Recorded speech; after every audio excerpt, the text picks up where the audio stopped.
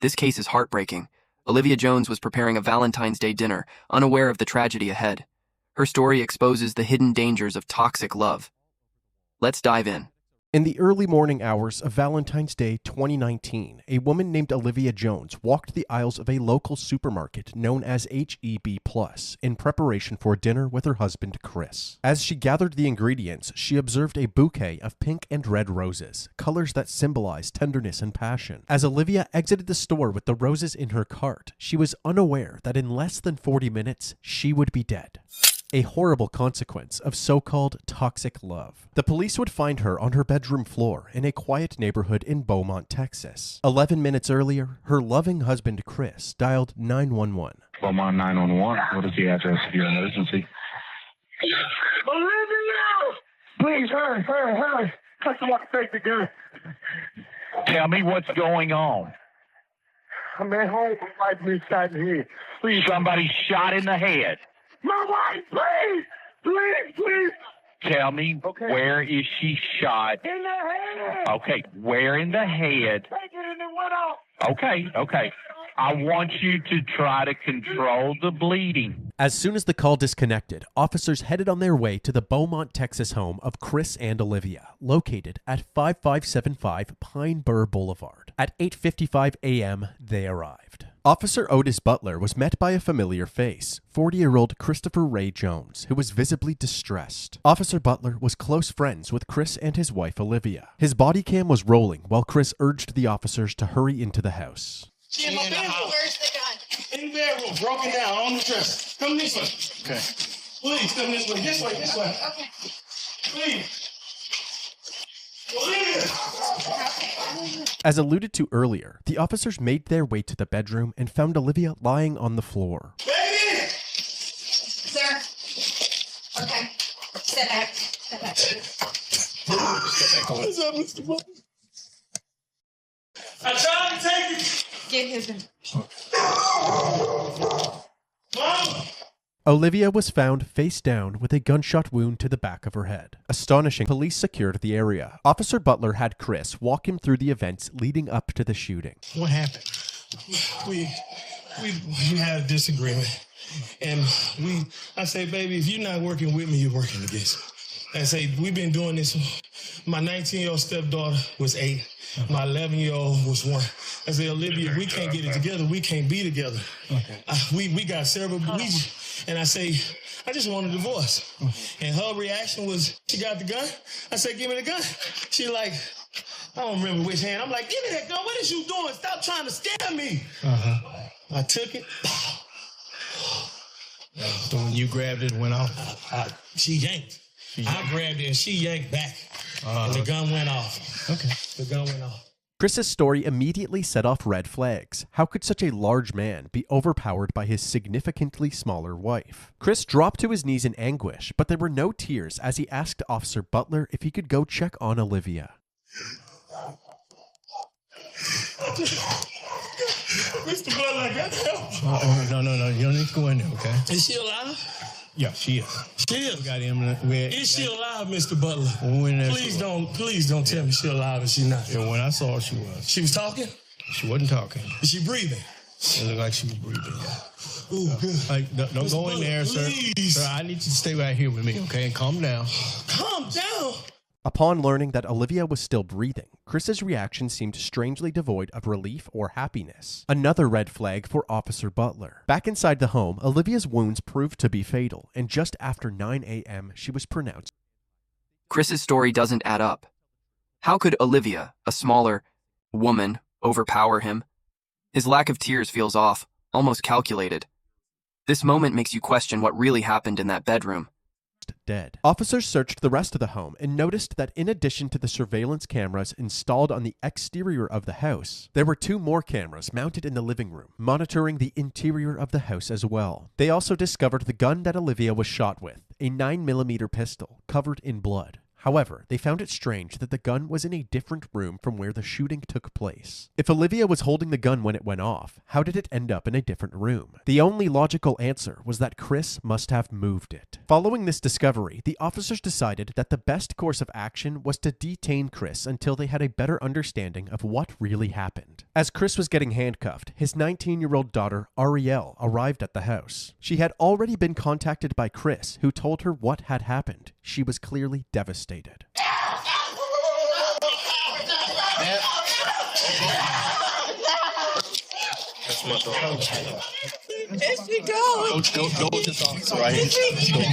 While the officers tried to console Ariel, Chris was escorted to the back of a police cruiser. Lead Detective Mendy Freeman and Sergeant Yvette Barrero of the Forensics Unit arrived at the residence and were immediately caught up to speed. According to him, she grabs a 9mm in their bedroom. She did that. He claims he reached for the gun to try to get it from her. And when he reached for it, and they struggle over it, boom. At that moment, Olivia's sister Angela arrived at the scene, and Ariel once again broke out into hysterics. All of the evidence was collected and sent to the crime lab. Chris was brought down to the station where they took photos of his hands still covered in blood. They're waiting for the lead detectives. They're going to be the ones that actually interview. So. When the detectives finally arrived at the station, they started Chris's interview by asking him what caused the argument. He said that he felt as if Olivia wasn't pulling her weight in the relationship. I am very particular. If you heard that, that's true. I am very particular. You strive for the best for people. I work really hard, and I don't make excuses for myself, and I don't accept excuses for anybody else. After telling her that he wanted a divorce, she went to the bedroom and grabbed the gun. What did you say? Really? You serious? Really? This is not going to solve anything. Okay. You know, you do not want to do that. Put that freaking gun down before you make a mistake and hurt yourself. She was crying. She was crying. Chris handed over his cell phone, which had access to the home security camera footage. Say you want to access just that camera. You touch that. And that's just that camera. Okay. You follow what I'm saying? So far, let's go back to devices. Yes, sir. And everything is labeled. Carport, backyard, front door, back door, laundry room, inside garage, living room, kitchen.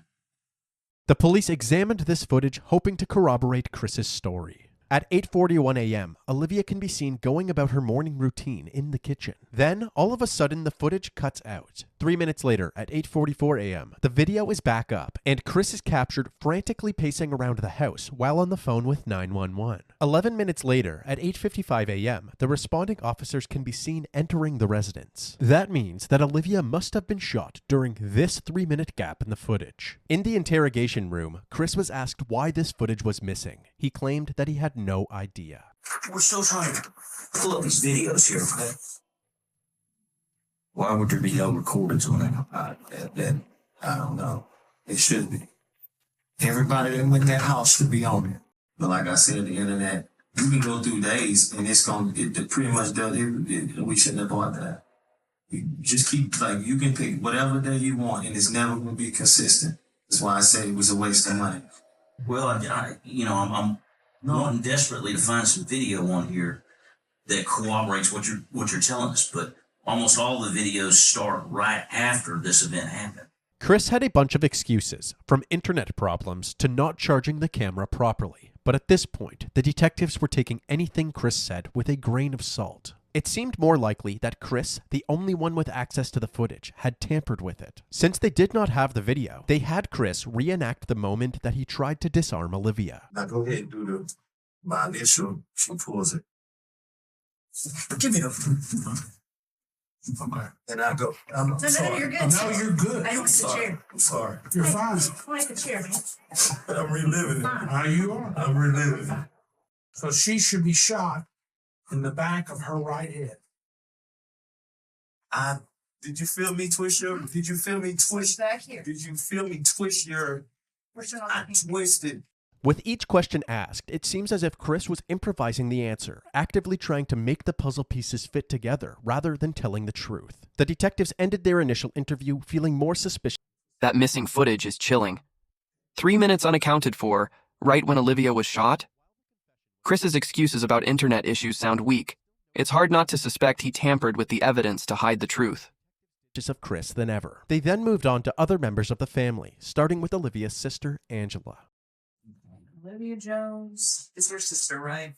We've been talking a lot lately. We talk every day. I drop her baby to her at the tax office. She's always been timid about everything. But she was the type that whatever went on in their home, she would keep it there. Yeah. Kind of a private person. Yeah. She loved her baby so much that she felt like she had to live for them. She would never. Angela went on to reveal the extent of Chris's control over Olivia. She can't talk on the phone after a certain time. He controlled the finances. He never wanted to be in the presence of her family. Family reunions, anything, he never came. But she would have to step off, and when he would call, and all you could hear was him screaming and yelling on the phone. His character is agitation. Like, his character is to be aggressive. I just don't get it. Because all she wanted, my sister was a married type. All she wanted was to be loved. Yeah. She loved love. Like, she loved her babies. She wanted to live for her babies. To make matters worse, Chris's ex-wife Leticia, who he initially met back in 1999, corroborated his pattern of controlling and aggressive behavior. I met Chris Jones in 1999. It was just like a constant fight. Like, he strangled me, choked me out, drug me through the house. My skin was missing off my back. One time he bit my hand. He had this bite marks in my hand. This was what it was. If the house not clean, he's told me that he would kill me if I was to ever leave him. Told me how he would do it. The reason I never said anything or went for help was because I was extremely in fear of my life. Because I knew and I felt in my heart that he would kill me. And most damning of all were the allegations made by Olivia's daughter Ariel during her interview. She explained what it was like living at the house with her mom and Chris. One time they were arguing and I heard her say she couldn't breathe. I would see bruises on her. It broke her down to the point where she believed what he said.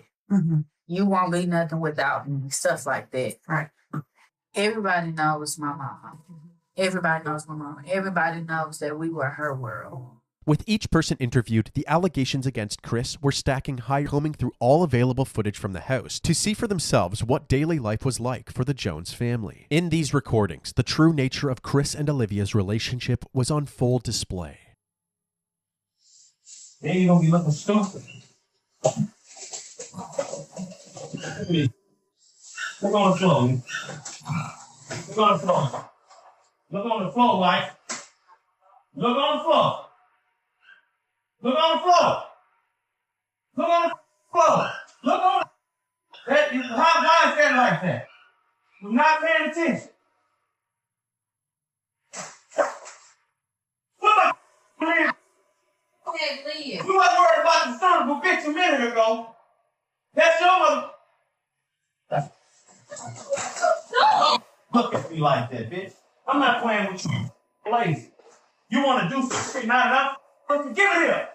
You got all the goddamn answers. You don't do a goddamn thing around this. Right. This your ass, bitch. That's clean dish. That's clean. I didn't want to. They fell on the floor, so I didn't want to reuse them. You look at it. You don't pay attention to what the f*** you doing. You all over the place, Olivia. You ain't got the chance to claim your f***ing off. Food on the wall.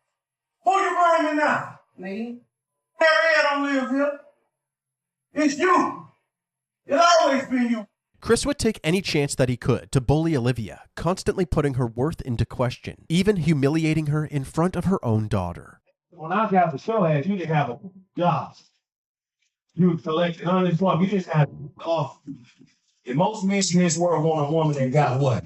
You wouldn't be doing this if I wouldn't have got upset. You would have bagged that. Life would be so much easier for me if you start thinking. You do dumb because you don't think. Hearing Chris berate Olivia on camera is gut-wrenching. This wasn't a one-time argument. It was a pattern of control and abuse. Olivia deserved love, not fear, in her own home. This footage shed light on Chris's true colors and confirmed the allegations of abuse from Olivia's family. Detectives also looked into Chris's criminal records and discovered that he had a history of violent charges, including multiple assaults in 1996 and a domestic assault in 1998, which landed him in jail for a brief period of time. Even though they were still waiting for ongoing forensic analysis results, authorities believed that they had enough evidence to place charges against Chris. News this morning, a Bowmont man is now facing murder charges in a Valentine's Day shooting of his wife. Police say this man, Christopher Ray Jones, who worked as a correctional counselor at the Bowmont Federal Prison, killed his wife, Olivia. Chris was charged with first-degree murder and second-degree manslaughter in April of 2019. But unexpectedly, within 24 hours after being charged, he was released on a $150,000 bond and was put under house arrest with a GPS monitor. Now a man charged with murdering his wife is back at their home. 40-year-old Christopher Ray Jones was arrested and charged with shooting his wife in the face on Valentine's Day. His bond was set at $150,000. He paid and is now out.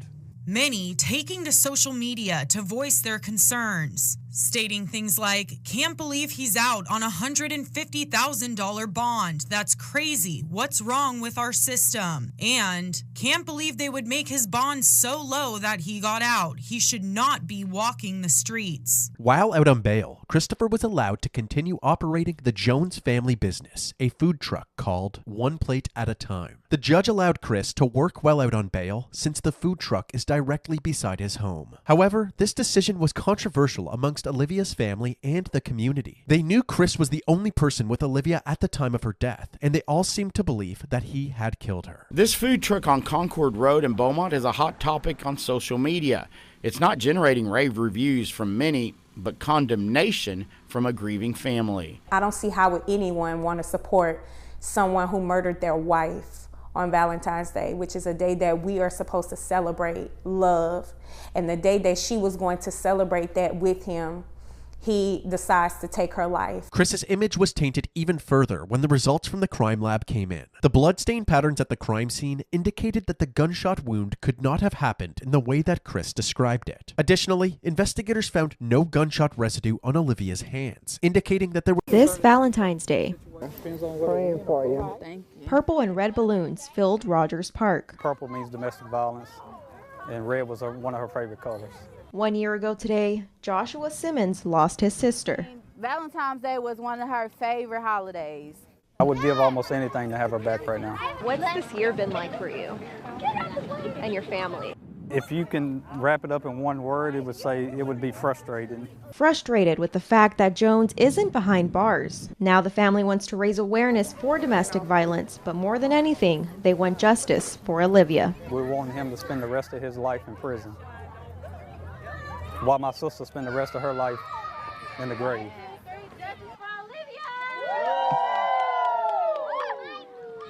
After finally having an opportunity to celebrate Olivia's life, her loved ones would once again have to face her death during Chris's upcoming trial. The courtroom was packed with family members from both sides. It had been over 3 years since Olivia's death, and despite the clear tension between the two families, they all wanted the same thing: justice for Olivia. Prosecutors Jimmy Ham and Mike Laird described Chris as an abusive partner with a violent past, and it was only a matter of time before something like this happened. Chris's defense attorney, Ryan Gertz, argued that Chris only grabbed the gun because Olivia was recklessly handling the weapon, putting both herself and Chris in a dangerous predicament. Forensic pathologist Celestina Rossi provided critical bloodstain analysis and confirmed that Olivia did not have any gunshot residue on her, contradicting the defense's claims that her death was merely an accident. The testimonies and evidence combined ultimately overpowered the defense team, and on February As the trial unfolds, Olivia's family fights for justice.